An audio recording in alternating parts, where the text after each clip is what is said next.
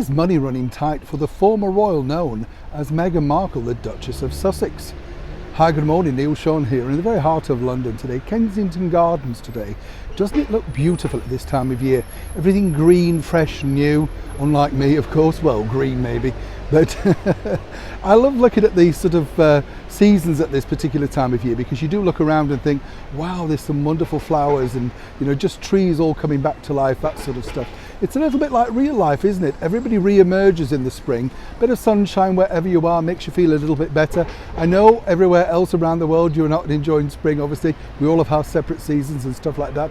I'm always so jealous, in fact, when we go into winter and Australia goes into spring and summer. Oh, always so jealous at that point. Back as ever though to your breaking royal story of the day. This particular story really has raised quite a few eyebrows and it's all brand new.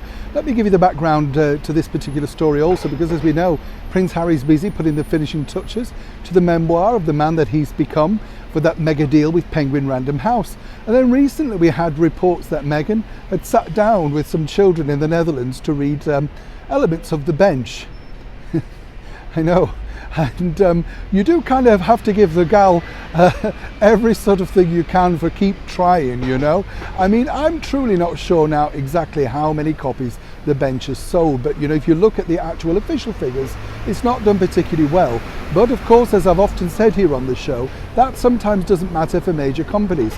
That's because they get mega PR in the press and the media, because everybody's mentioning their publishing house. Of course, then what really is left are the slimmer advances to the brand new writers and the authors who get a deduction of cut in their revenue because they've had to foot a big bill in order to secure a non-profit making book. And as ever, I'm not suggesting that Meghan's book was non-profit making, but I'll leave you to make your own minds up.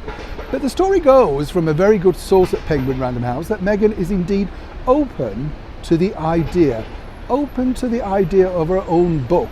And let me give you the background why. It wouldn't really centre at all on the royal family, but her journey to life. More of a sort of guru self-help book, but all the battles that she's overcome, the sizzling salad bar thing, and how she fought away tooth and claw to get roles in films and on TV and stuff like that. So taking her life right up until the point of entering the monarchy.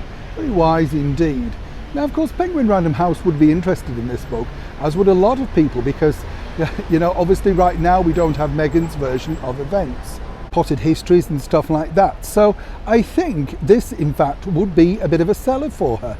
But on the other side of the coin, it's truly the bigger story that people want to know.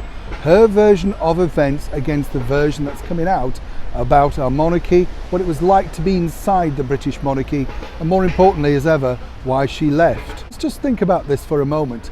If Penguin Random House were going to offer you a mega deal to write your book, your life up until that point, would you turn it down? Neil Sean in the very heart of London.